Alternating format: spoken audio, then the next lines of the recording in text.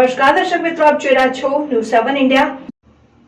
29મી મે થી 2 જૂન સુધી સવારે 10 થી બપોરના 3 વાગ્યા સુધી કોઈ પણ વ્યક્તિએ બહાર ન જવું જોઈએ, કારણ કે હવામાન વિભાગે જણાવ્યું છે કે તાપમાન 45 ડિગ્રી સેલ્સિયસથી 55 ડિગ્રી સેલ્સિયસ સુધી જશે, જેના કારણે જો કોઈ વ્યક્તિ ગુંગળામણ અનુભવે અથવા અચાનક બીમાર પડે તો તરત જ ડોક્ટરની સલાહ લો।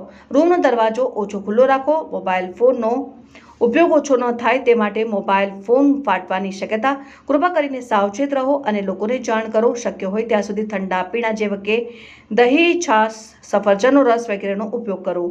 અત્યંત મહત્વની સૂચના, directorate general of civil defence નાગરિકો અને રહેવાસીઓને ચેતવણી આપવામાં આવી છે। તાપમાન 47 થી 55 ડિગ્રી સેલ્સિયસની વચ્ચે વધવાની અને ક્યુમ્યુલસ વાદળોની હાજરીને કારણે આગામી દિવસોમાં મોટાભાગના વિસ્તારોમાં વાતાવરણ ગુંગળાવી નાખે છે। અહીં કેટલીક ચેતવણીઓ અને સાવચેતીઓ છે અને કારમાં દૂર કરવા જોઈએ। ગેસ પુરવઠો, લાઇટર, કાર્બોનેટ પીણા, સામાન્ય રીતે અત્તર ઉપકરણોની બેટરી, કારની બારીઓ થોડી ખુલ્લી હોવી જોઈએ। કારની ફ્યુઅલ ટાંકી સંપૂર્ણપણે ભરવી નહીં। સાંજે કારમાં ફ્યુઅલ આપો। કારમાં મુસાફરી કરવાનું ટાળો। જ્યારે સવારે 9 વાગ્યે ખાસ કરીને મોડી મુસાફરી ન કરો।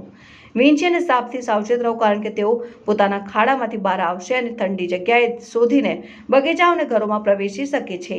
પુષ્કળ પાણી અને પ્રવાહી પીવો। ખાતરી કરો કે ગેસ સિલિન્ડરો તડકામાં રાખવામાં ન આવે। વીજળી મીટર ઓવરલોડ ન થાય તેની ખાતરી કરો અને એર કન્ડિશનરનો ઉપયોગ ફક્ત ઘરના કબજાવાળા વિસ્તારોમાં જ કરો। ખાસ કરીને ગરમીના સમય અને 2 થી 3 કલાક પછી 30 મિનિટનો આરામ આપો। તે 45 થી 47 ડિગ્રી બહાર છે। ઘરમાં એસી 24 થી 25 સેલ્સિયસ પર રાખો। તમારું સ્વાસ્થ્ય અને સુખાકારી સારી રહેશે। સૂર્યપ્રકાશના સીધા સંપર્કમાં આવવાનું ટાળો, ખાસ કરીને સવારે 10 થી બપોરે 3 વાગ્યાની વચ્ચે। બ્યુરો ચીફ પ્રશાંત સિંહ, ન્યૂઝ7 ઇન્ડિયા, સુરેન્દ્રનગર।